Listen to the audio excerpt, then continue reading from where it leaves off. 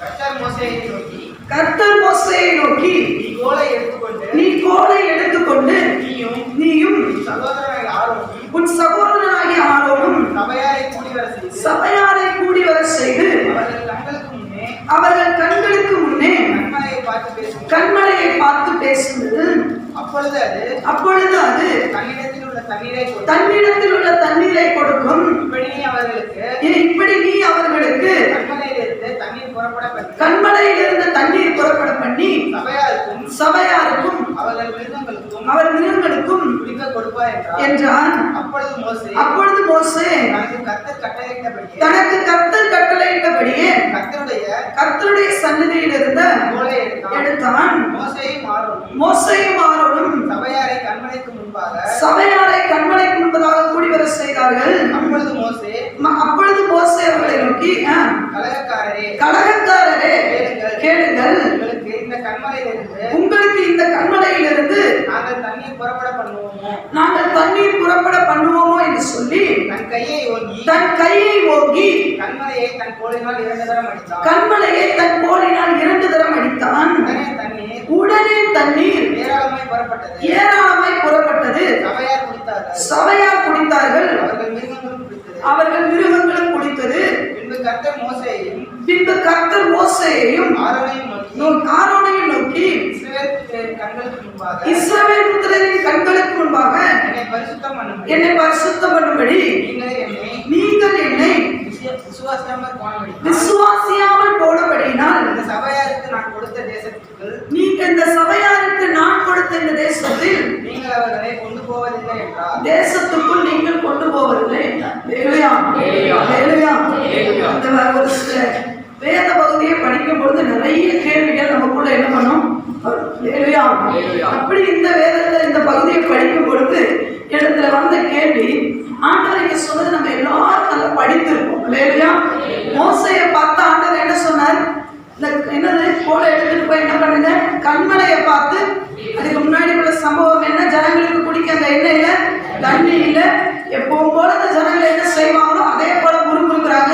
தண்ணிக்கு என்ன பண்ணுவோம் அப்படின்னு சொல்லி கேட்கும் போது ஆண்டவர் என்ன சொல்றார்? மோசையை பார்த்தியப்பா இந்த கண்மலையை பார்த்து என்ன பண்ணு, போய் பேசுங்க அப்படின்னு சொல்லி பேசும்பொழுது அந்த கண்மலையில இருந்து தண்ணி வரும், அந்த ஜனங்களுக்கு குடிக்க கொடு என்று சொல்லி. இப்பொழுது மோசையும் ஆரோனும் 2 பேரையும் கூப்பிடுகிறார். 2 பேருமே என்ன பண்றாங்க, கண்மலை அந்த கோலத்தை எடுத்துட்டு போய் என்ன பண்றாங்க, பேசுகிறதுக்கு பதிலாக என்ன பண்ணிருக்காங்க, அடிச்சுட்டாங்க. தண்ணி வந்ததா? தண்ணி வந்து எல்லாரும் குடிச்சாங்களா? நல்ல தண்ணி வந்ததா? உப்பு தண்ணி வந்ததா? நல்ல தண்ணி தான். ஏன்னா உப்பு தண்ணியை கொடுத்தா நம்ம சாவை அடிச்சிருப்பான். நல்ல தண்ணி தான் வந்தது இல்லையா? ஆனா தண்ணி எல்லாம் குடிச்சிட்டு போயிட்டாங்க. இங்க ஆண்டவர் மோசே ஆரோனை பார்த்து சொல்லுகிறான், நீங்கள் என்ன பண்ணீங்க, தப்பு பண்ணிட்டீங்கப்பா. அதனால நீங்க என்ன பண்ண மாட்டீங்க, நான் பேசுன்னு சொன்ன இடத்துல அடிச்சுட்டீங்க.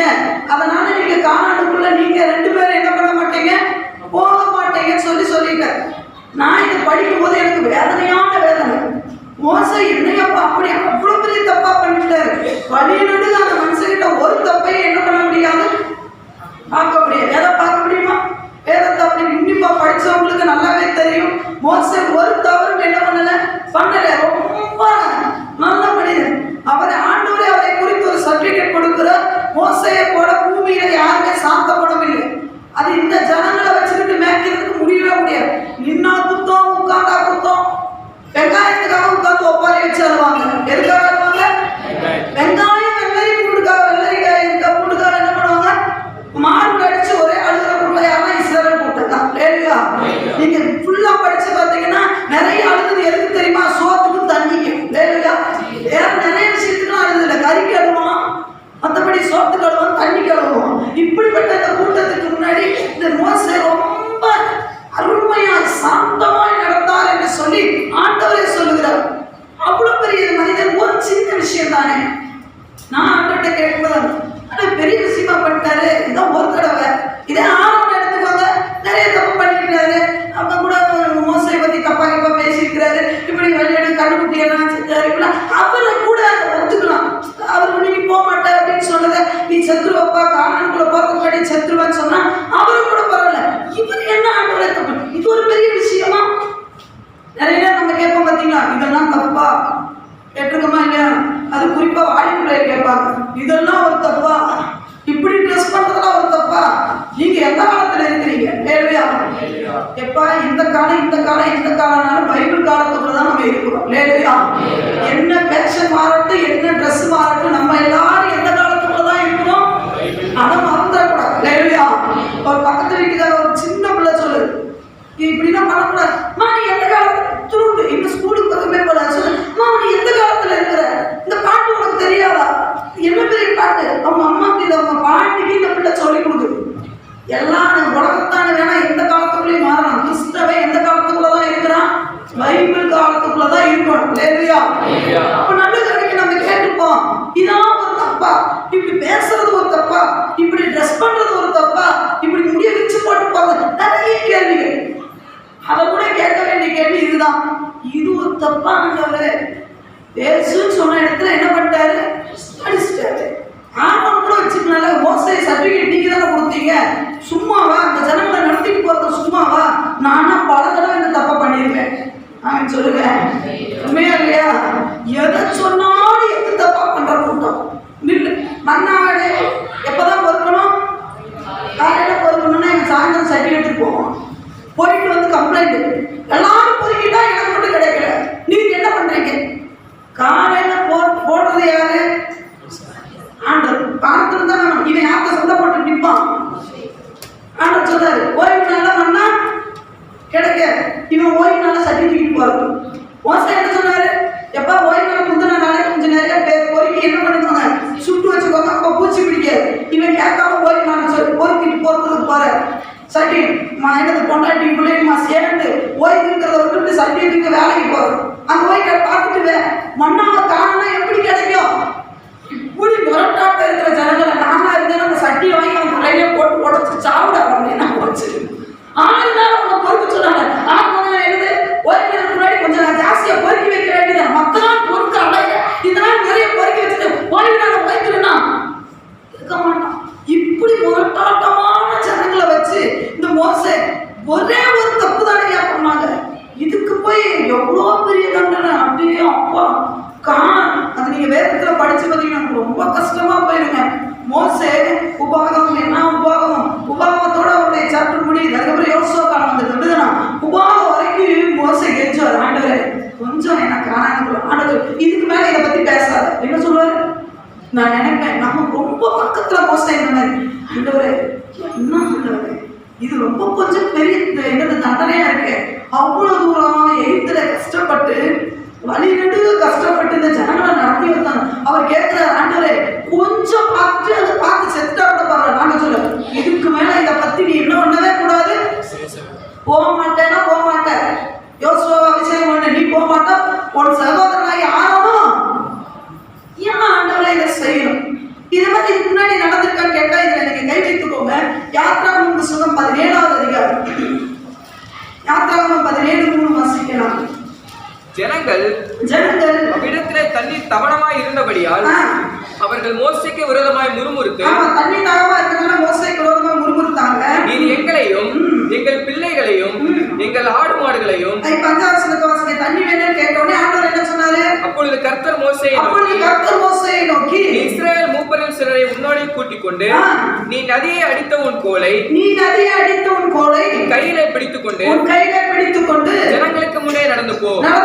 அங்கே ஓரேபிலே நான் உனக்கு முன்பாக கன்மலையின் மேல் நிற்பேன்.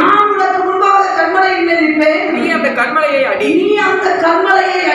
அப்பொழுது ஜனங்கள் குடிக்க அதிலிருந்து தண்ணீர் புறப்படும் என்றார். முன்னாடி நடந்ததுதான். ஒரு தடவை தண்ணி கேட்கும் போது என்ன சொன்னார் ஆண்டவர்? நான் கன்மலையில நிற்பப்பா, நீ கோல் எடுத்துட்டு வந்து அடி, அப்ப தண்ணி கிடைக்கணும். இப்ப அதே மாதிரி பல தடவை இந்த தண்ணி கேட்டு அழுதுருக்காங்க. இப்பவும் அதே மாதிரி ஆண்டவர் என்ன சொன்னாரு? தண்ணி கேட்கிறாங்க உடனே கண்மலையை பார்த்து பேசுன்னு சொன்னாரு. முதல் அடினாரு, இப்ப பேசினாரு. இவங்க ஒருவேளை நான் நினைக்கிறேன் வழக்கம் போல போய் என்ன பண்ணிட்டாரோ, அடிச்சுட்டாரோ. இன்னொரு பக்கம் அந்த ஜனங்கள் போட்ட எடுத்து டார்ச்சர் போட்டு மென்டல் டார்ச்சர் கொடுத்தனால ஏதோ ஒண்ணு நடந்தது. ஆனா நடந்தது விட்டுருங்க. ஆண்டவர் ஏன் இவருக்கு மோசைக்கு இவ்வளவு பெரிய விஷயத்த செய்யணும்? இன்னைக்கு நிறைய நேரம் நம்ம ஆசீர்வாதத்துக்கு தடையை இதுதாங்க. ஆண்டவர் எனக்கு ஆசீர்வாதம் ஏன் வரலன்னா இந்த ஒரு சம்பவம் தான்.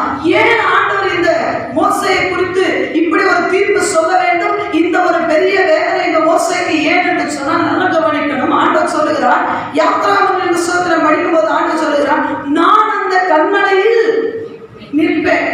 கண்மலையை அடின்னு சொல்றது என்ன அர்த்தம் தெரியுமா? என்ன அர்த்தம்? கண்மலை அடிச்சா யார் அடிச்ச மாதிரி?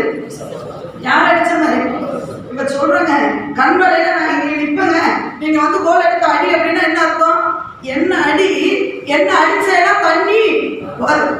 இப்ப மறுபடியும் ஆண்டவர் ரெண்டாவது சொல்றாரு, நான் அடிக்கப்பட்ட வண்ணமா இருக்கிறேன். இப்ப நீ பேசுறாங்க போது தண்ணி வரும். வித்தியாசத்தை நல்லா புரிஞ்சுக்கோங்க. ஒரு தடவை கிறிஸ்து நமக்காக அடிக்கப்பட்டார். அவர் அடிக்கப்பட யாருமே போர்ஸ் பண்ணி என் தேவனை அடிக்கல. யாருமே அவரை இழுத்துட்டு போய் மரணத்துக்குள்ள கொண்டு போக முடியாது. தன்னையே ஒப்பு கொடுத்தார். புதிய ஏற்பாட்டிலே பாருங்க, அவர் தன்னையே பலியாக ஒப்பு கொடுத்தார். என் இயேசுவுக்கு வல்லமை இல்லாமல் அடி வாங்கல. என் இயேசு கிறிஸ்து நினைச்சார்னு வச்சுக்கோங்க, அவர் சொல்கிறார், எத்தனாயிரம் லேகியோட இறக்க முடியும், அத்தனை லேகியோனுக்கு ஈக்குவலான தூதர்களை என்னால இறக்க முடியும். அவர் என்னது கையில முடியாமல் அடி வாங்கல. தன்னையே ஜீவ பலியாக அவர் என்ன பண்ணார் தெரியுமா? ஒப்பு கொடுத்தார். தன்னை அடிக்கப்படுவதற்கு ஒப்பு கொடுத்தார். தன்னை நொறுக்கப்படுவதற்கு ஒப்பு கொடுத்தார். யாருக்காக தெரியுமா? நம்முடைய தாகத்தை தீர்க்க, நம்மளை சாபக்கட்டிலிருந்து விடுதலையாக்க, நம்மளை ஆண்டவர் என்னது பாவக்கட்டிலிருந்து விடுதலையாக்க, நோயின் பிடியிலிருந்து விடுதலையாக்க, பேயின் பிடியிலிருந்து விடுதலையாக்க தன்னை அவர் அடிக்கப்பட ஒப்பு கொடுத்தார். நீ என்னை அடி என்று அவரே சொல்லுகிறார். முதல்ல அடிக்கப்பட ஒப்பு கொடுத்தார். ரெண்டாவது அடிக்க கூடாது, பேசதான் செய்யும். புரியுதா? கண்மலையில அடிச்சனால, அதனாலதான் ஏசாயா நிருபத்திலே சொல்லப்படுகிறது, நீங்கள் வெட்டி எடுக்கப்பட்ட அந்த கண்மலையை நோக்கி பாருங்கள். வெட்டி எடுக்கப்பட்ட கண்மலையும் தோண்டி எடுக்கப்பட்ட துறவின் குழியையும் நோக்கி பாருங்கள். வெட்டி எடுக்கப்பட்ட கண்மலை நான் என்னங்க, எந்த கண்மலையை போய் நாம் நோக்கி பார்க்கிறது? வாரையை நோக்கி இல்ல. வெட்டி எடுக்கப்படுகிற கண்மலை யார் தெரியுமா? கிறிஸ்து மாத்திரமே. அவரே என் கண்மலை, அவரே என் கோட்டை என்று தாவீது பாடுகிறான். அந்த வெட்டி எடுக்கப்பட்ட கண்மலை ஒரு தடவை தன்னை வெட்டி எடுக்கப்பட ஒப்பு கொடுத்தது. தன்னை அடிக்க அவர் ஒப்பு கொடுத்தார். அடிக்கிறதுக்கு முன்பதாக சத்தமிடாதிருக்கிற ஆட்டுக்குட்டியை போல அவர் முதல்ல அமைதியாக இருந்தார். ஆனா இரண்டாவது தடவை அவர் தெளிவாய் சொல்லுகிறார், நீ அடிக்க கூடாது, பேசலாம் செய்ய. எவ்வளவு ஒரு பெரிய ரகசியம் இருக்கு தெரியுமா? நம்ம சாதாரணமா நினைச்சவங்க வேதத்தை படிக்கும் போது ஆவியானவர் துணை கொண்டு படிக்க இந்த வேதம் தேனிட்ட பணியாரமா இனிக்கும். மண்ணாவை இன்னைக்கும் சுவைக்க முடியும்னா இந்த வேதத்தை மூலமா முடியும். வேதத்தை கேள்வி கேட்கும் போது அது தன்னாப்புல துள்ளி வந்து விடும். முதல் அடிக்கப்பட்டுட்டேன், இப்ப நீ அடிக்க கூடாது. முதல்ல ஆண்டு சொல்லுகிறான், என் குமாரன் நான் அனுப்புகிறேன், இஷ்டத்துக்கு அடிக்க நொறுக்க ஒப்பு கொடுத்து அவர் உயிரோடு எழுந்ததுக்கு அப்புறம் அவர் இப்பொழுதும் அடிக்கப்பட்ட வண்ணமாகத்தான் இருக்கிறார். ஆனா அவர் அடிக்க கூடாது, அவரிடத்துல பேசத்தான் செய்யும். இன்னைக்கு நிறைய பேர் மோசைய மாதிரி என்ன தெரியுமா பண்ணிருந்தாங்க? பேசுறதுக்கு பதில் அடிச்சிடறாங்க. ஆசீர்வாதம் வேணும்னா பேசணும். ஜோரா சொல்லுங்க. ஆசீர்வாதம் வேணும்னா என்ன பண்ணணும்? பேசணும், அடிக்க கூடாது. இன்னைக்கு நிறைய பேர் என்ன பண்றாங்க தெரியுமா? பேசுறதுக்கு பதில் அடிக்கிறாங்க. கண்மலையாம் கிறிஸ்துவை அடித்து, ஒருவேளை நீங்க நினைக்கலாம் அடிக்கிறனால தண்ணி வருது, தண்ணி வருது. ஆனா ஆண்டவர் சொல்லுகிறார், நீ கானானுக்குள்ள போக மாட்டேன், அடிச்சுட்ட. உண்மைதான். ஆனா ஒருவேளை நீ நினைக்கலாம், கானான மோசை பார்த்தாருல, மோசை அதுல திருப்தி படல. உண்மையா வேதத்தை போய் படிச்சு பாருங்க, கெஞ்சுவாங்க ஆண்டவர்கிட்ட. ஆண்டவர் ஒரு தடவை ஆண்டவர் சொல்லுவாரு, அதான் சொல்லுவாங்களே, மைண்டை டைவர்ட் பண்ணி ஆண்டவர் கூட ஆயிடுவாங்க. அதுக்கப்புறம் கோபம்லாம் பெரியணும் ஆண்டவருக்கு. அவர் கோபம் போனோடனே அவங்க சொல்லுவாங்க, பிள்ளைங்க அம்மா கிட்ட, அப்பா கோபம் குறைஞ்ச பிறகு அப்பாட்ட போய் நைஸா, அப்பா நீ ஒரு தடவை வேணாம்னா வேணாம் சொல்றான். அந்த மாதிரி மோசை நான் படிக்கும் போது உண்மையாவே அதெல்லாம் படிச்சுட்டு அழுதுட்டேன். எனக்கு எப்பா என்ன மனுஷன், இந்த மனுஷன் மோசே எவ்வளவு கெஞ்சிருக்கிறார். அப்படி நைஸா பேசப்பாட்ட ஆண்டவர் தேவன்ட்ட, ஆண்டவரே கொஞ்சம் எல்லாரும் ஓகே, எல்லாம் கரெக்ட் ஆயிடுச்சு. யோசுவா அபிஷேகம் பண்ணாரு, எல்லாமே முடிஞ்சிச்சு. ஆனா கடைசியில் சொல்றாரு, அவருக்கு கேட்ட ஒரே விஷயம், இந்த ஜனங்களுக்கு கானானுக்குள்ள வரலைன்னா என் பேர ஜீவ புஸ்தகத்துல இருந்து கிறுக்கி போடுங்கன்னு சொன்ன மனுஷன் எனக்கு ஜீவன் வேணும்னு கூட கேட்கலைங்க. ஒரே ஒரு விஷயத்த கெஞ்சி கேட்பாரு, கானானுக்குள்ள என்ன கொண்டு போயிருங்க, கானானுக்குள்ள என்ன கொண்டு போக சொல்லு. இனி மோசே இதை பத்தி என்கிட்ட பேசவே கூடாது, அமைதியாரு, உன் வேலை என்ன, இன்னைக்கு யோசுவா அபிஷேகம் உன் வேலையை பார்த்துட்டு போயிட்டு. நான் படிச்சுட்டு உண்மையாக ஒரு பக்கம் வேதனைப்பட்ட ஒரு பக்கம் ஆடிக்கிட்டு, இன்னைக்கு எத்தனை தடவை ஞானஸ்தானம் பெற்ற நீங்களும் நானும் தேவனை அடித்து இருக்கிறோம். இன்னை வரைக்கும் அடிக்கிற ஆட்கள் இருக்கிறாங்க. இன்னை வரைக்கும் நம்ம அடிக்கிறோம். ஆண்ட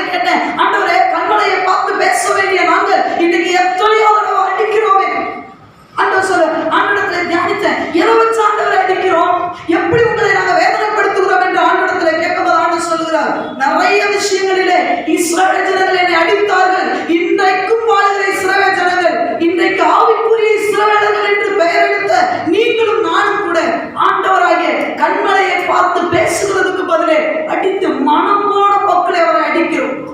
யூதன் அடிக்கலைங்க, நம்ம தான் அவரை அடிச்சிட்டு இருக்கிறோம்.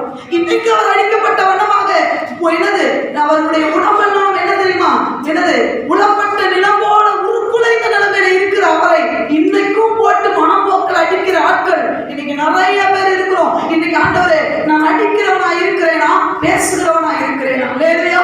அடித்த ஆட்களும் உண்டு, பேசுகிற ஆட்களும் உண்டு. வேகமாக எதை வைத்து அடிக்கிறோம், ஏன் அடிக்க கூடாதுன்னா என்னத்தை பேசணும் என்று சொல்லி இந்த வேதத்திலிருந்து வேகமாக சில காரியங்களை பார்க்கலாம். தேவனுக்கு சுத்தமான தொடர்ந்து வார்த்தையை பார்க்கலாம். முதல்ல எப்படி அடிக்கிறோம் என்று சொன்னால் ஆண்டவர் சொல்கிறது, வார்த்தையால தான் முதல்ல தேவனை அடிக்கிறோம். இஸ்ரவேல் ஜனங்கள் கண்மலையை மோசே அடித்தான். ஆண்டவர் சொல்கிறார், எனக்கு அடி விடுகிறது எப்படி தெரியுமா, என்ன வார்த்தையால அடிக்கிறார்கள். என்ன வார்த்தை ஆண்டவரே? உங்க வார்த்தையால, எங்க வார்த்தையால உங்களை வேதனைப்படுத்துகிறோமான்னு கேட்ட ஆண்டவர் சொல்ல, ஒவ்வொரு வார்த்தையை சொல்லும்போது என்ன அடிக்கிற மாதிரி இருக்கு, என்ன அடிக்கிறான். நம்ம ஆவிக்குரிய கண்கள் இன்றைக்கு திறக்கப்படட்டும். ஒவ்வொரு நெகட்டிவ் வார்த்தை சொல்லும்போது தேவனை அடிக்கிறோம்.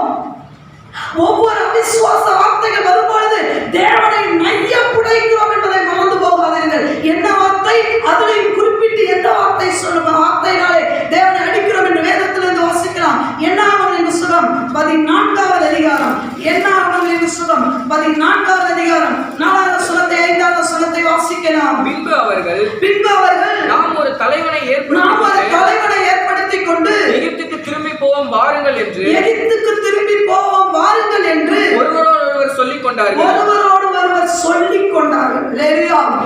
சொல்லிக் கொண்டு அடுத்த நிமிஷம் நடக்கிறது. அடுத்த வசனத்தை வாசிக்க தம்பி. அப்பொழுது மோசேயும் ஆரோனும் இஸ்ரவேல் புத்திரரின் சபையாராகிய எல்லா கூட்டத்தாருக்கு முன்பாகவும் முகங்குப்புற விழுந்தார்கள். அடி வாங்கினவங்க தாங்க கீழே விழுவாங்க.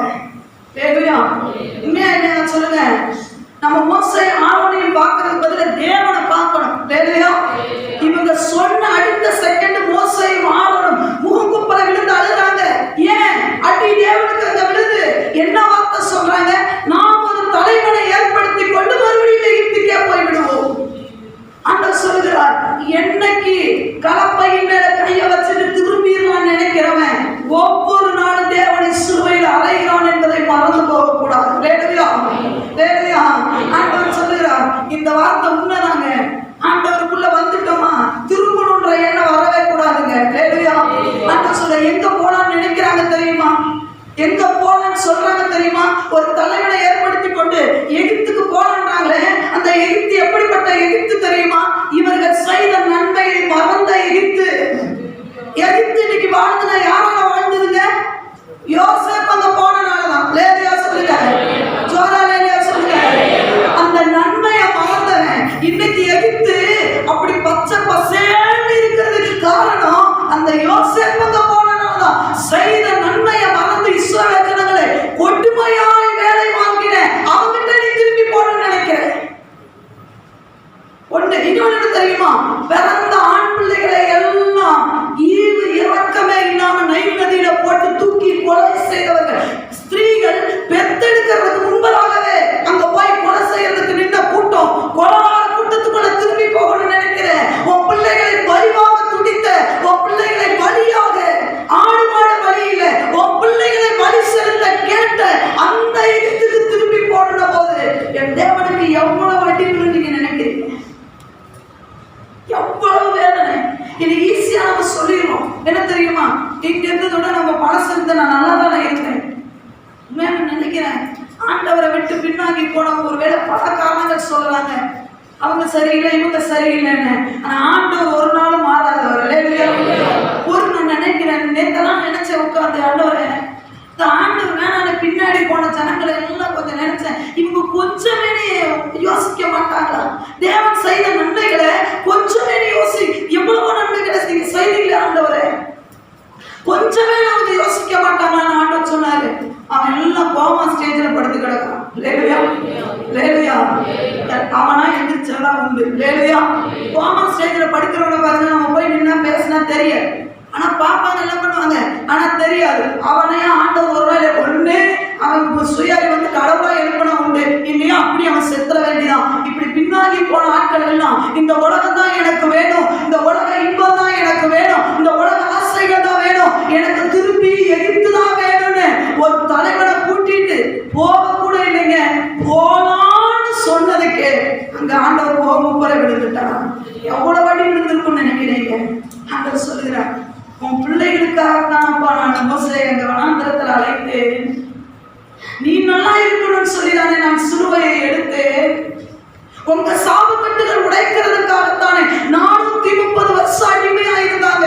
1 வருஷம் 2 வருஷம் இல்லை, அதுல போட்டு இருக்கிறது இஸ்ரவேல் ஜனங்கள் தங்கள் ஜீவனையை வெறுத்தாங்க. ஆளவே பிடிக்காத அளவுக்கு அவருடைய கூக்குரல் வானத்தையே எட்டுச்சா. அவ்வளவு அழுதையே. உன் கண்ணீரை துடைக்கிறதா, உங்க கண்ணீரை துடைக்கிறதுக்கு தானே நான் சிலுவையை சுமந்தேன். மறுபடியும் இந்த உலகத்துக்குள்ள போலான்னு சொல்ற ஒவ்வொரு வார்த்தையும் என் இயேசுவை போட்டு சாட்டையால் அடிக்கிறதுக்கு சமம். நாய் தான் கக்கினதை தின்ன திரும்புகிறதற்கும் பன்றி சேற்றிலே புரளுவதற்கும் திரும்பின பழமொழியின் மொழியே இந்த ஜனங்கள் செய்கிறது. நாய் தாங்க கக்குனதை தின்னோம், மனுஷன் தின்ன மாட்டான். நம்ம சாப்பிட்டு தானே, நாம தானே கக்கிருக்கோம், சோறு தானே வெளியே வந்தது, நக்கீர்ல பார்க்கலாம், நக்க மாட்டோம் தானே. விட்டு போன பாவத்தை மட்டும் நக்குற கிறிஸ்தவனா விட்டுட்டோமா? பழைய உலக பிரகாரமான பாரம்பரியத்தை விட்டு நீங்க தொடக்கூடாது. தொட்டை நான் கக்குனதை தின்னதுக்கு சமம். ஆண்டவர் பாவையில நீங்க நாய் போல தெரிவிங்க. நான் சொல்லுதல, ஆவியானவர் சொல்லுகிறார். நீதிபதிகளை போய் கடிச்சு பாரு, அப்படிதான் போட்டிருக்கு. நாய் தான் கக்கினதை தின்னவன் துருவினது போல பன்றியை அவ்வளவு குளிப்பாட்டு நடுவிக்கவை அது மறுபடியும் சேர்த்துதான் போய் நிற்கும். எவ்வளவு ஆண்டவர் நன்மை செய்தாலும் திருப்பி எது தெரியுமா? ஆண்டவர்கிட்ட அந்த நன்மையை வாங்கிக்கிறது மறுபடியும் எகிப்துக்கு போயிடலாம். எவ்வளவு ஆண்டவர் உங்களோட பேசட்டும், மறுபடியும் எகிப்து எப்படி மனசு வரும்? எவ்வளவு அழுது இருக்கும், எவ்வளவு அந்த பாடு, அந்த பழைய வாழ்க்கைக்குள்ள எப்படிங்க போலான்னு தோணவே கூடாது. ஒன்ஸ் விட்டுட்டு வந்துட்டோமா, இனி பிடிச்சா ஒரே பிடி, நன்மையா தீமையா இவர் தான். என்ன வந்தாலும் எவ்வளவு வரட்டும். ஏன் தெரியுமா? 430 வருஷம் என்ன திரும்பி பார்த்த ஆள் இல்ல. 430 வருஷம் என் பிள்ளைகளை காப்பாத்த நாள் இல்ல. 430 வருஷம் இன்னொன்னு என்ன தெரியுமா? ஒவ்வொரு ஆண் மக்களுக்கும் தன் மனைவி பிரெக்னண்டா இருக்கிறது என்ன தெரியுமா? ஒரு விசேஷம். உண்மையா இல்லையா சொல்லுங்க? முதல் பிரசவத்துக்கு மனைவி மாசமா இருக்கும்போது அந்த கணவன் மூச்சில ஒரு பிரகாசத்தை நீங்க பார்க்கலாம். ஏன் தெரியுமா? என் மனைவி என்னோட வாரிசு சுமந்துட்டு இருக்கிறான்னு சொல்லி. இல்லையா? ஆனா எகிப்துல நடந்தது என்ன தெரியுமா? இஸ்ரவேல் ஜனங்களுடைய பெண் யாராவது ஒருத்தி மாசமா இருந்தானா அந்த கணவன் துக்கித்து நடப்பான். காரணம் என்ன தெரியுமா? ஒருவேளை என் மனைவி ஆண் பிள்ளைய பெத்தெடுப்பான்னு சொன்னா அவள் 9 மாசம் கஷ்டப்பட்டு சுமந்தது வீணா போயிருமே. துக்கித்து நடந்த உன்னை இன்றைக்கு ஆண்டவர் தலை நிமிரம் பண்ணி இருக்கிறார். ஒவ்வொரு முறையும் ஒவ்வொரு ஆசீர்வாதத்தையும் சந்தோஷமாய் அனுபவிக்க வைத்த அந்த தேவனை விட்டு மறுபடியும் எப்படிங்க நம்ம பழைய வாழ்க்கைக்கு திரும்பி போக முடியும்? ஆண்டவர் அதைத்தான் கேட்கிறார். எப்படி மறுபடியும் ஆண்டவர் சொல்லுறார், திரும்பி போவே வேணாம், போனான்னு நினைச்சிட்டாவே அவர் அடிக்கிறதுக்கு நான் சமம். நல்லா கவனிக்கணும். ஆண்டவர் இங்க 2 பேர் வேகமா, 2 பேர் வேகம், சீக்கிரம் இதான் சீக்கிரம். இவர் தான் ஏசு. இவர் தான் மைக்கேல் ஸ்பீடா தள்ளி. இவர் தான் யாரு? தூங்காதீங்க. இவர் தான் யாரு? இப்போதைக்கு ஏசுவா வச்சுக்கலாம். சரியா? இப்போ அவர் வீடு பண்ணா ஏசுவா வச்சுக்கலாம். சரியா? இப்ப நல்லா கவனிக்கணும். இவர் யாரு? பிசாசு. இவர் யாரு? அவங்க அம்மா அப்பா கோச்சுக்காதீங்க. இவர் பிரியமான அவங்க அம்மா அப்பா கோவிக்கிறாங்களோ இல்லையோ, எங்க அம்மா இவனை பிசாசு சொல்லிட்டா என்ன போட்டு ஒரு பேச்சுக்கு தான் சொல்றேன். இவர் யாருங்க? பிசாசு. இப்ப நான் சொல்றேன், நாங்கள் எகிப்துக்கே திரும்பி போவதனால, நான் இந்த உலகத்துக்கே திரும்பி போவதனால, நான் மறுபடியும் ஆடம்பரமாய் வாழ்ந்தா நல்லா இருக்கும் சொல்லும் போது நான் இவரை போய் அடிக்கல. இவன் கையில என்னத்தை கொடுத்துட்டேன் சொல்லுங்க? இவன் கையில என்ன கொடுத்துட்டேன்? ஏதோ ஒரு ஆயுதம் கூட இல்லை, ஏதோ அந்த வச்சுக்க பாட்டி. நான் சொல்லும் போதே என்ன வந்தது? இது ஒரு மிஷின் மாதிரி வச்சுக்கோங்களேன். இது என்னது? நான் வாயில இருந்து எகிப்துக்கு போவேன் போது எங்க அடிக்கணும் சொல்லுங்க? தம்பி அடிக்கணும். ரொம்ப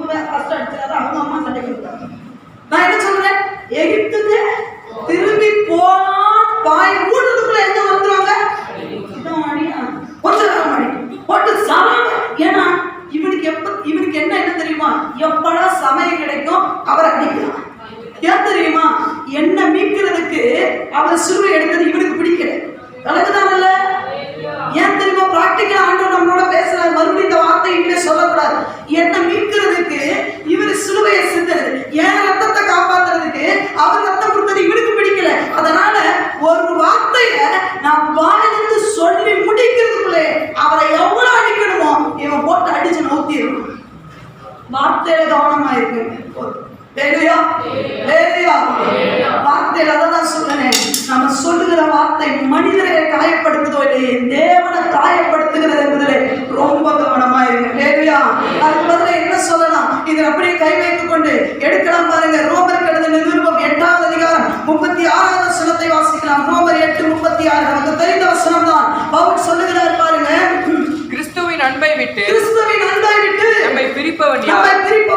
உபத்திரவமோ வியாகுலமோ துக்கமோ பசியோ நிர்வாணமோ நாசமோ பட்டயமோ இவை எல்லாவற்றிலேயும் நாம் நம்மில் அன்பு கூறுகிறவராலே முற்றும் ஜெயம் கொள்ளுகிறவர்களாய் இருக்கிறோமே. மரணமானாலும் ஜீவனானாலும் தேவ தூதர்களானாலும் அதிகாரங்களானாலும் வல்லமைகளானாலும் நிகழ்காரியங்களானாலும் வருங்காரியங்களானாலும் உயர்வானாலும் தாழ்வானாலும் எந்த சிருஷ்டியானாலும் நம்முடைய கர்த்தராகிய இயேசு கிறிஸ்துவினுடைய தேவனுடைய அன்பை விட்டு நம்மை பிரிக்க மாட்டாதென்று நிச்சயித்திருக்கிறேன். ஒரு பெரிய நிச்சயம் எனக்குள்ள இருக்கிறது. ஒவ்வொரு கிறிஸ்தவனும் வீர வளர்க்கப்பட வேண்டிய ஒரு வசனம் என்ன தெரியுமா? என்னை தேவன் உயர்த்தி வைத்திருக்கிறார், இந்த தேவனுடைய அன்பை விட்டு என்னை எதுவும் பிரிக்க முடியாது என்று ஒரு பெரிய நிச்சயம் முதல்ல எனக்குள்ள வருது. அவ்வளவு காட்டணுமே என்னுடைய தேவனை. அவர் பவுல் சொல்லுகிறவர், மரணமானாலும் ஜீவனாலும் உயர்வு வரட்டும் பிரிக்க மாட்டோம். ஒரு சிலருக்கு பாருங்க, தாழ்வு வந்தா கூட என்ன ஆண்டவரை விடு, உயர்வு வரட்டும் ஆண்டவரை விட்டுருவாங்க, பணம் கொஞ்சம் வரட்டும் ஆண்டவரை விட்டுருவாங்க, ஒண்ணுமே இல்லாத போது ஆண்டவர்வாங்க, நல்ல பணம் வரும்போது ஆண்டவரை விட்டுருவாங்க. இந்த இயேசு பணம் கோடிக்கணக்கில் வரட்டுங்க, நாமளாக இருப்போம். இந்த இயேசுக்கும் எனக்கும் இடையில பணம் வரக்கூடாது, புகழ் வரக்கூடாது, பெருமை வரட்டும், ஆட்கள் வரக்கூடாது, எந்த நபர்கள் வரக்கூடாது, எல்லாமே இயேசுக்கு பின்னாடி தான். என்ன வந்தாலும் இந்த கிறிஸ்துவின் அன்பு ஏன் தெரியுமா? நான் செய்த பாவத்துக்கு அடி வாங்க வேண்டியது நாங்க, அவர் எனக்காக அடிக்கப்பட ஒப்பு கொடுத்தார். இனி நான் இந்த வார்த்தையை தான் பேசணும், திரும்பி போவேன்றதை பேசக்கூடாது.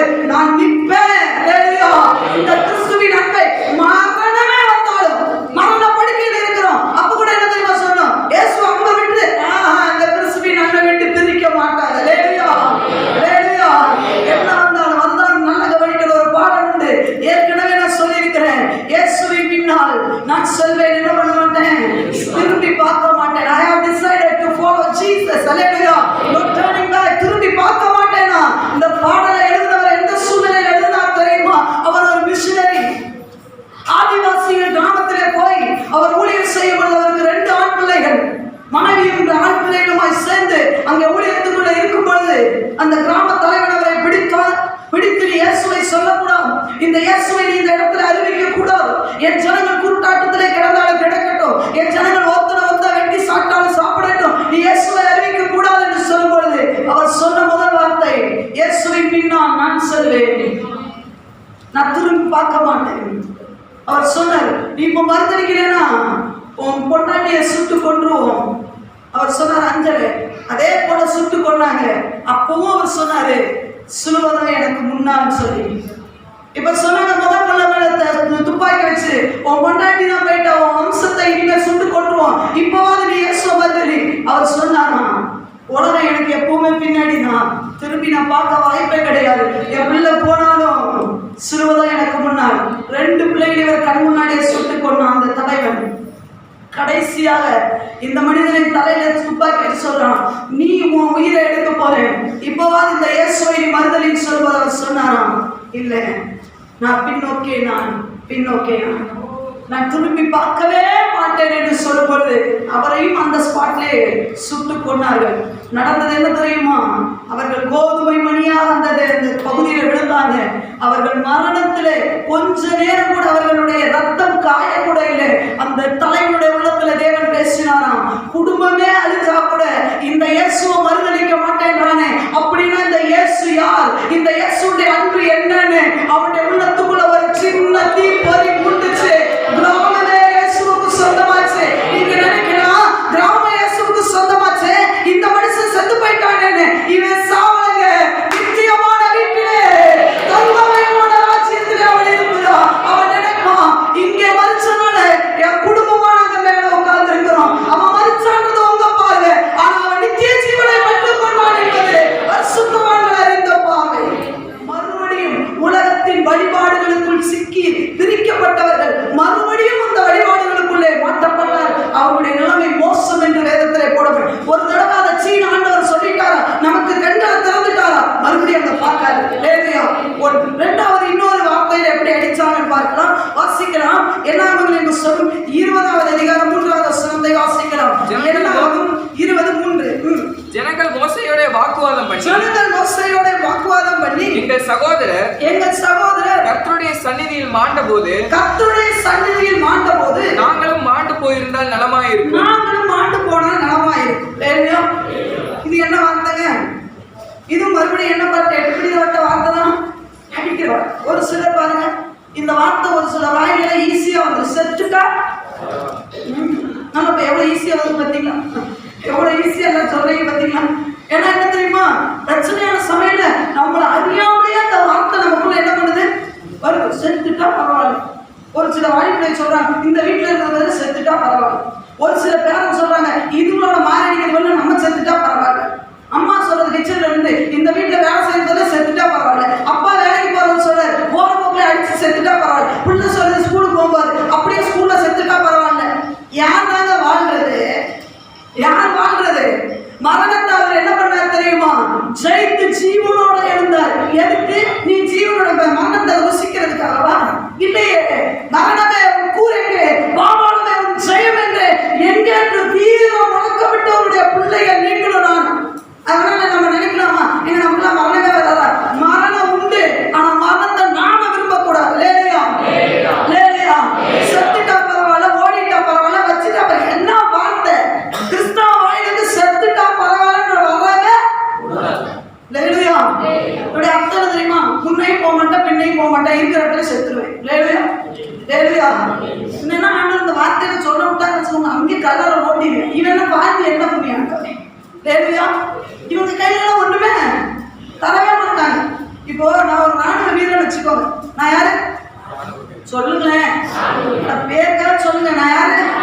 ராணுவ வீரன். என் கையில ஒரு துப்பாக்கி தோட்டா 8 தோட்டா போட்டு என் கல்யாணம் கொடுத்தாங்க. அடிக்கடி நான் சொல்றேன், செத்துட்டான பரவாயில்ல, செத்துட்டான பரவாயில்ல. எனக்கு மேல ஒரு திருப்பாருல, அது யாரு? கேப்டன். அப்படிதானா? கேப்டனுக்கு முன்னாடி சொல்றேன், கேப்டன் செத்துட்டா பரவாயில்ல. துப்பாக்கி எதுக்கு கொடுத்துருக்கு?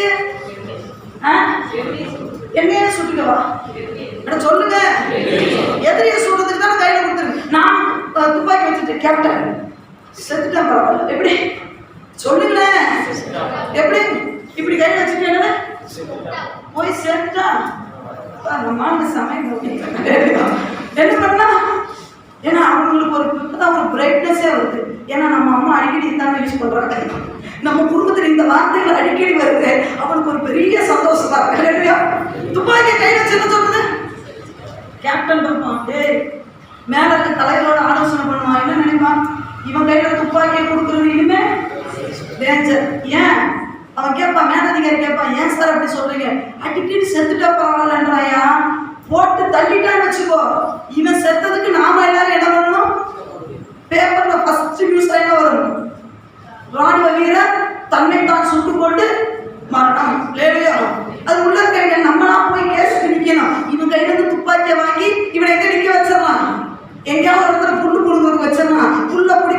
புல்ல பிடிக்கி சாவ முடியுமா? சொல்லுங்க. வச்சிருவாங்களா மாட்டாங்களா? வைப்பாங்களா மாட்டாங்களா? நீங்க வைப்பீங்களா மாட்டீங்களா? சொல்லுங்க. ஆனா நம்ம மட்டும் சொல்றது, பைபிளை கையில வச்சுக்கிட்டு படிக்கும் போதே செத்துட்டா பரவாயில்ல. லாசரும் யாரு? யூதாசு செத்துட்டான், நானும் அப்படி செத்துட்டான். அப்புறம் படுத்துட்டு உத்தரத்தை பார்க்கும்போது தூக்கம் தான் தூங்கும். அப்புறம் தேவதூதர்களை தூக்குவாங்க. சொல்லிவிடுறது என்ன, செத்துலாம் பரவாயில்ல, இந்த வீட்டை விட்டு ஓடிக்கலாம் பரவாயில்ல. அந்த வார்த்தை எல்லாம் ஆண்டவர் அடிக்கிறது சமந்தான். லேலியா. தாய் கர்ப்பத்துல ஒரு எலும்பு உருவாகிறதுக்கு முன்னாடியே உங்களுக்கு எவ்வளவு டிசைன் கொடுக்கணும், என்ன கலர் கொடுக்கணும், இந்த எலும்பை எப்படி உருவாக்கணும், இந்த மூக்கு எவ்வளவு வந்திருக்கணும், இந்த கண்ணு கொஞ்சம் பெருசாயிடுச்சுன்னு வச்சுக்கோங்க, எப்படி இருக்கும்? இங்க இருந்த கண்ணு இவ்வளவு வரைக்கும் இருந்ததுன்னா பார்க்க முடியுமா? சொல்லுங்க. அப்புறம் இந்த கண்ணு இந்த மூச்சுக்கு தகுந்த மாதிரி இவ்வளவு இருக்கணும். பார்த்து பார்த்து செதுக்கி பிரசவ காலம் அவனுக்கு மரண காலம் போலயா செத்துதான் பெண்கள் வரணும். அப்படி உங்க கர்ப்பத்திலிருந்து எடுத்து உண்டாக்கி நீங்க உங்க அம்மா நல்லா தூங்கிடுவாங்க, வெத்து போட்டு அவங்க நல்ல டயர்ட தூக்கிடுவாங்க.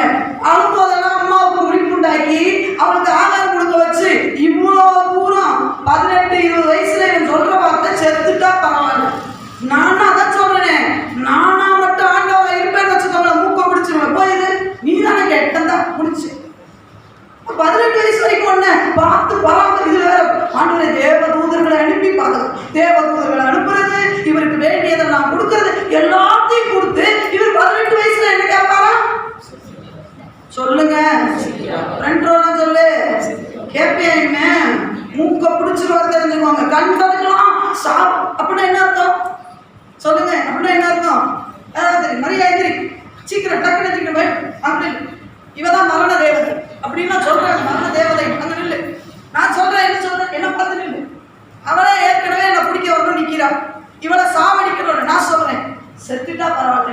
உடனே அவ மரண தேவதை நான் இருப்பேன், நான் அவளுக்கு நடிக்க தெரியாது, சோறே போட மாட்டேன், அம்மா அப்பா பராமரிக்க யாருமே இல்லை, செத்துட்டா பரவாயில்லன்னு நான் சொல்றேன். எனக்கு அதுதானே வேணும். வரதாங்கோன்னு படி இப்படி கட்டி பிடிக்கிற மாதிரி எதை பிடிச்சுவேன் சொல்லுங்க. ஒரே பிடிப்பட மாட்டானா? அப்ப சொல்லு அண்ணன் பிடிச்சு விடுது.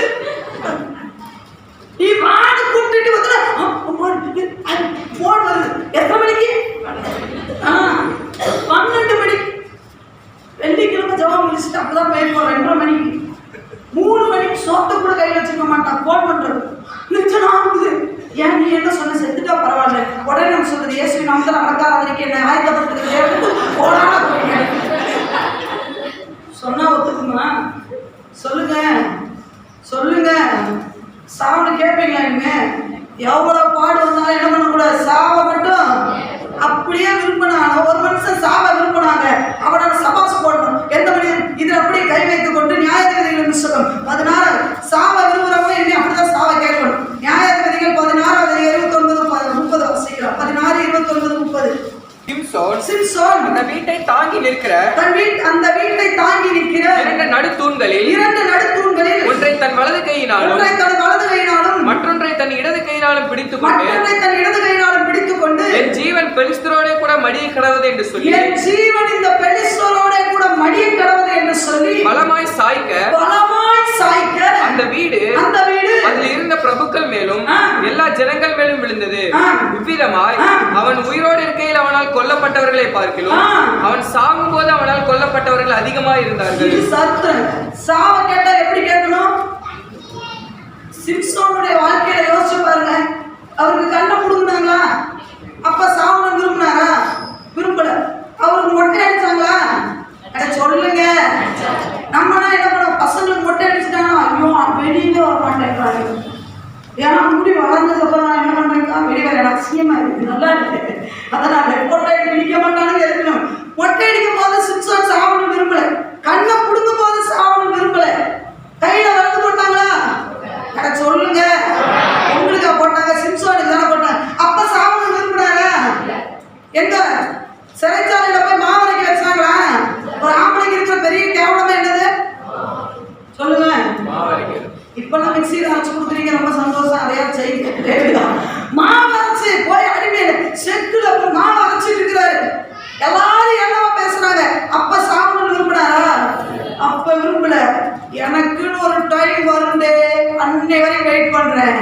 கண்ணை புடுங்கும் போதெல்லாம் சாவ மாட்டேன், அது செத்தா தோல்விக்கு அடையாளம். என் முடியை எடுக்கும் போது சாவ மாட்டேன், அதுவும் தோல்விக்கு அடையாளம். அப்பெல்லாம் சிம்சோன் செத்துட்டார்னா இந்த வேதத்துல இல்ல, எபிரேய புத்தகத்துல விசுவாச வீரர்கள் பட்டியல சிம்சோன் பேர் வந்திருக்காரு. காரணம் என்ன தெரியுமா? அவன் தோத்த லிஸ்ட்ல.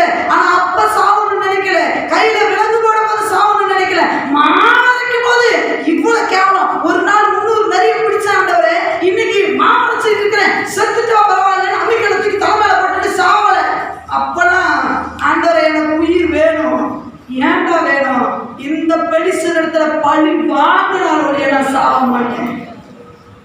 கடைசியில செத்தார். எப்படி செத்தார் தெரியுமா?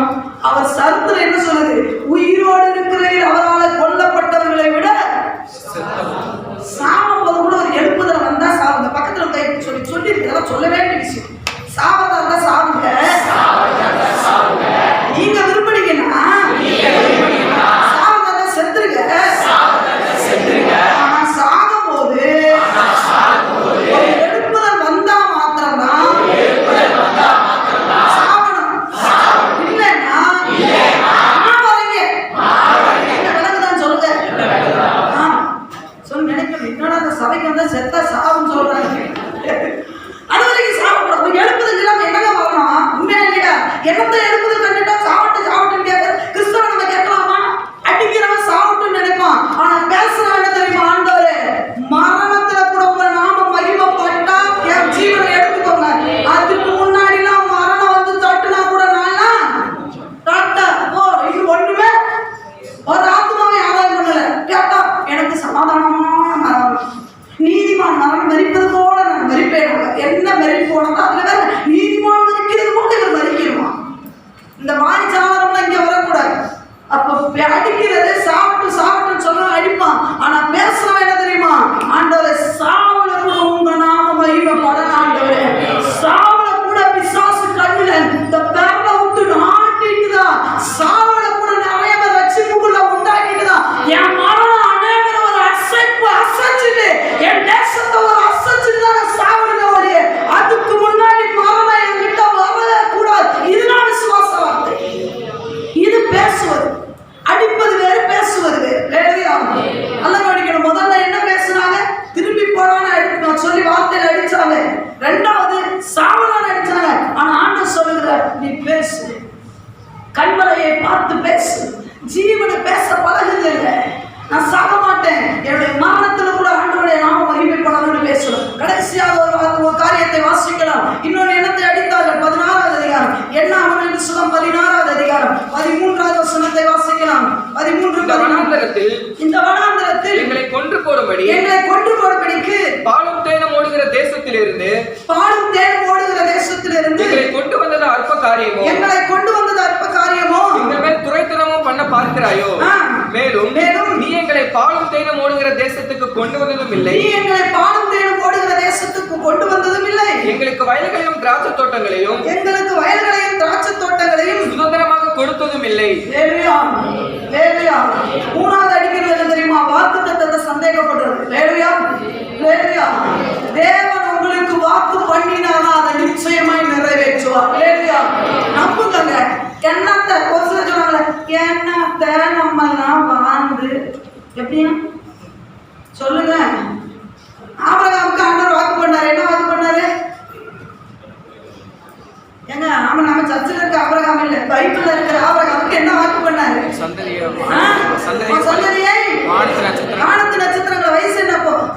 ஊருக்கிட்ட நெருங்கி வச்சுக்கோங்க. நம்மகிட்ட சொன்னா என்ன சொல்லுவோம்?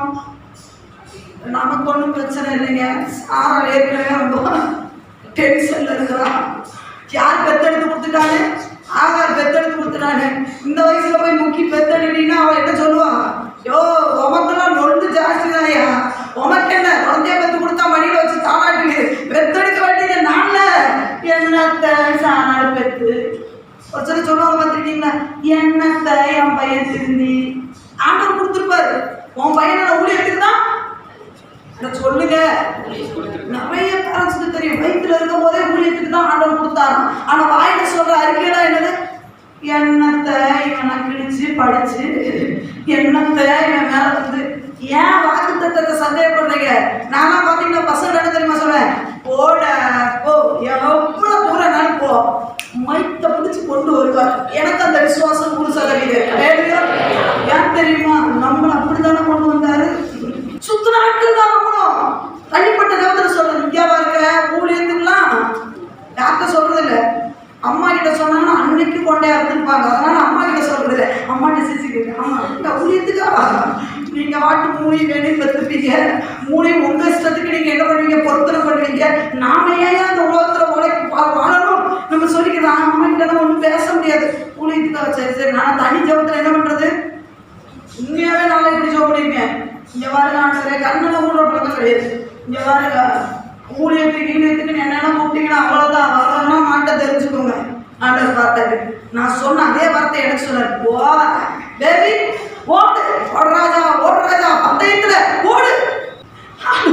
ஏன் எதுக்கு யார்கிட்ட சேலஞ்ச் பண்ணோம்? டாக்டர் வர மாட்டான்னு சொல்றாரு. அப்புறம் அங்க மேல இருந்து சொட கூட்டாரு, எப்படி ஒன்ன பிடிக்கிறேன்னு. ஓடுனா ஓடுனா பீட்டிங் இங்க இருக்கிற கிளவி கூட வேகமா ஓட முடியல. சம்மா அவங்க நமக்கு பின்னாடி வந்தாங்கன்னா லட்சக்கணக்கில் வாங்கினா நம்ம 1000-2000 தாங்க முடியல. அப்பதான் நினைச்சேன், ஆண்டவரே இனி உன் சித்தம் ஆண்டவரே, என் சித்தம் ஆண்டவரே வேண்டாம், உன் சித்தம் தான் நம்ம சொன்னப்பா இப்படி வா வலிக்கு. அப்ப பிள்ளைகளை பார்த்து சொல்லுங்க, போடா போடியா போ, எங்க வேணாலும் போ ராஜா ராஜா போ, ஓடுறியா பாலைவனத்துக்கு போறேன் போ. ஆனா ஒரு நாள் வருவடா, எனக்கு நல்லா தெரியும். நம்ம சொல்றது ஊழியக்காரன் சொல்லுவான், கவலைப்படாதீங்க உங்க பிள்ளைங்க அவ்வளோ ஊழியத்துக்கு வச்சிருக்கேன். என்னத்தை ஊழியம் செஞ்சு என்னத்தை இவெல்லாம் ஆத்மாவை இவனே தருதலையா சுத்துறான், இவன் எங்க ஆத்மாவை ஒரு 4 வார்த்தை சொல்லி ஜோப் பண்ணா டேடி டேடி ஆவேட்டுவான். பக்கத்துல தருவன் சொல்லிவிட்டாருல, இடத்துக்கு வாயில எப்படி அவிசுவாசமான வார்த்தை. உங்க வாயை பார்த்தாலே எனக்கே தாங்க முடியலைங்க. எப்ப பார்த்தாலும் அவிசுவாசமான வார்த்தை. ஆண்டவர் சொன்ன வாக்குத்தத்தத்தை போய் சந்தேகப்படுறீங்களே, என்னங்க நீங்களா, உங்களை எப்படி திருத்துறதுன்னு எனக்கு தான் தெரியல. சொல்லுங்க, வாக்குத்தத்தத்தை சந்தேகிக்கலாமா? அடிச்சு நவுத்தி கொண்டு வந்தாரா இல்லையா, கொண்டு வருவாரா மாட்டாரா? அவர் பவுலு சுத்தி சுத்தி எல்லாரையும் அடிச்சு நவுத்தினாரு. ஆனா ஆண்டவர் திட்டு அப்படியே பார்த்துட்டே இருக்கிறார். பரவாயில்ல போற வர வழியில கிறிஸ்தவன் அடிச்சுட்டு இருந்தாங்க பார்த்துட்டு. ஒரு ஆள் அடிச்சுருந்தா ஆண்டவர் விட்டுருக்க மாட்டாரு, 4 பேர் அடிச்சு விட்டுருப்பாரு. இவன் தேசத்துல எல்லாம் அடிச்சு தமசு குதிரையில போறாரு, எதுக்கே போற அவங்க இருக்கிற கிறிஸ்தவங்களை அடிக்க போறேன் அப்படின்னு சொல்ல. நீ போய் சேர்றதுக்குள்ள நீ கிறிஸ்தவனா மாறிதாண்டா போ. வாக்கு பண்ண தேவன் வாக்கு மாற மாட்டார். வாக்கு தத்த நிறைவேறுமா? என்ன தாய் வாழ்க்கையிலே ஆசீர்வாதம். என் நாம என்னைக்கு லட்சக்கணக்கான போறேன் சொல்லவே சொல்லாதீங்க. கோடியை பார்க்க நம்மளை வச்சிருக்கேன்.